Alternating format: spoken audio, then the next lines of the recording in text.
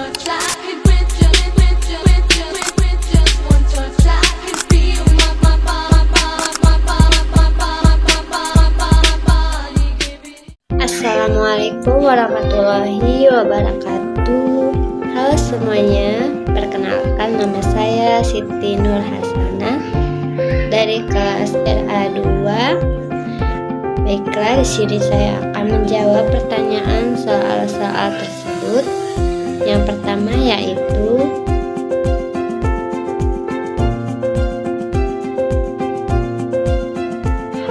jawabannya adalah yang pertama, yaitu ada perbandingan peran pendidik, di mana yang pertama ada pendidik sebagai transmitter of knowledge.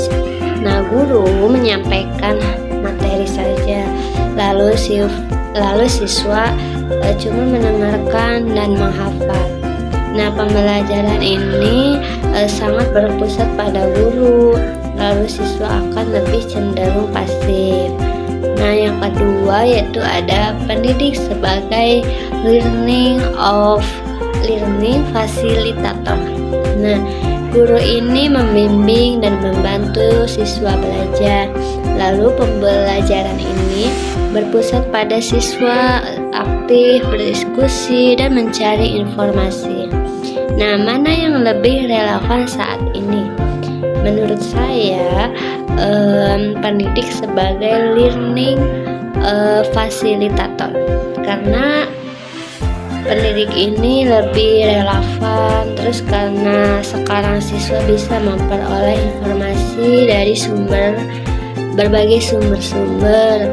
Terus guru dibutuhkan untuk membimbing, melatih berpikir kritis, dan membantu siswa belajar mandiri.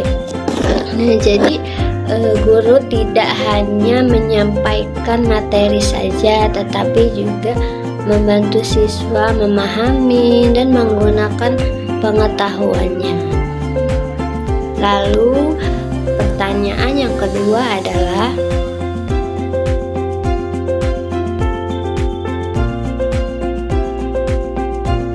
baik, saya akan menjawab pertanyaan soal nomor 2, yaitu setahu saya atau tidak secara langsung ada beberapa sekolah yang inklusi. Jadi peserta didik ini berkebutuhan ABK. Jadi belajar di kelas reguler tanpa guru pendamping khusus. Nah, jadi akibatnya mereka ini kesulitan untuk mengikuti pembelajaran dan sering tertinggal dibandingkan dengan teman-temannya. Nah, jadi faktor penyebabnya adalah guru belum berlatih khusus untuk mengenai ABK, terus tidak ada guru pendamping khususnya di kelas.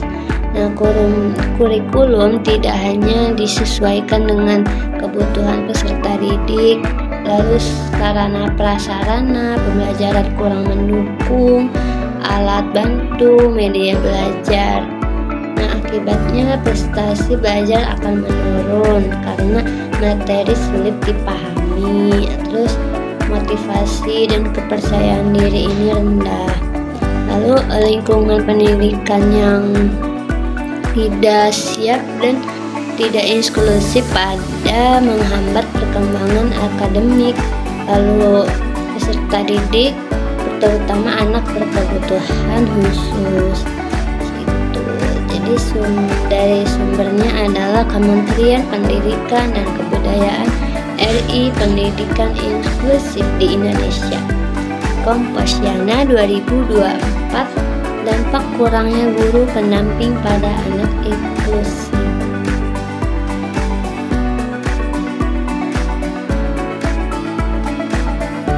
Baik, saya akan menjawab pertanyaan soal nomor 3. Nah, jadi pendidik dapat menegakkan disiplin tanpa menghilangkan rasa kasih sayang. Nah, dengan menetapkan aturan yang jelas dan adil, memberi contoh perilaku yang disiplin, menegur peserta didik dengan cara yang baik dan tidak menyakiti, lalu memberikan sanksi yang bersifat mendidik. lalu serta membangun komunikasi yang penuh empati sehingga peserta didik merasa dihargai dan dibimbing, bukan ditakuti.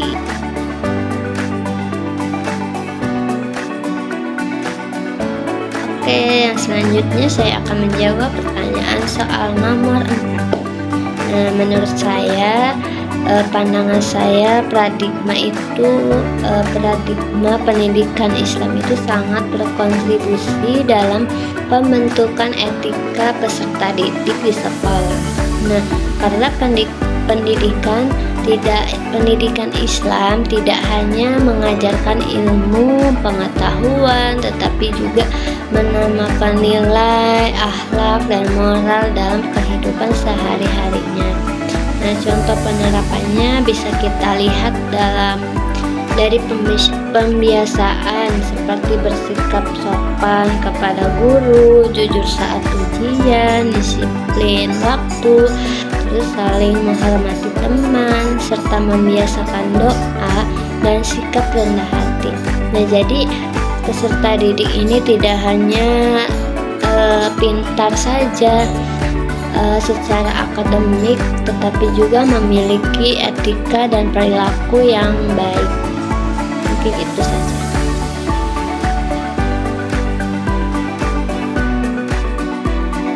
Selanjutnya saya akan menjawab pertanyaan soal nomor 5.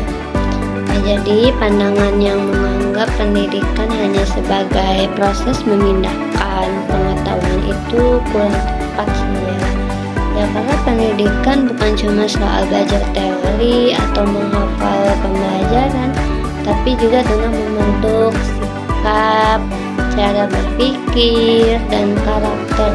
Nah, kalau pendidikannya hanya cuma fokus pada pengetahuan, seseorang juga bisa saja pintar, tapi belum tentu punya sikap yang baik atau bisa bersikap bijak dalam kehidupan sehari-hari. Nah, mengapa? Ya, karena pendidikan juga tidak mengubah hakikat manusia. Nah, karena sejak lahir manusia sudah punya akal dan hati. Namun pendidikan juga bisa mengarahkan dan mengembangkan potensi yang ada dalam diri manusia gitu. Nah, melalui pendidikan, cara berpikir seseorang, perilaku dan pandangan hidup itu bisa menjadi lebih baik gitu, membentuk kualitas manusia, bukan mengubah hakikatnya dalam dasarnya saja gitu. Nah, mungkin itu saja yang bisa saya sampaikan dan saya jawab. Kurang lebihnya saya